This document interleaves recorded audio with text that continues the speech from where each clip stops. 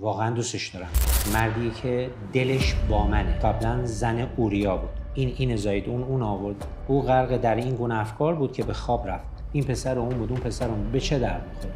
اما در نظر داشت این کار را در خفا انجام دهد تا مبادا مریم بی‌آبرو شود. در خواب فرشته ای را دید که به او گفت مثلا سر رفت بیاین یه کاری بکنیم، بذار آدم بسازیم زاد و ولد کنن. من الان خدا رو یه آدم کچل می‌بینم. خدا میگه بچه توست. بچه‌های خودشون رو قربانی می‌کردن. مشروب مجانی بود. پسر داوود. از ازدواج با مریم نگران نباش. دختری باکره آبستن خواهد شد. عیسی مسیح کلام زنده است. مدعی بودن که کتاب مقدس یک کتاب مذهبی نیست، خب اون لعنت شده خداست. عزیزان از دین فراری باشید. خواهش می‌کنم از دین فراری باشید، چون خدا از دین متنفره. خداوندی که من شما رو خلق کرده برای یه هدف والایی آفریده. همه ما اسیریم است. خدا نیامد ما رو خلق کنه برای این زندگی کردن بریم.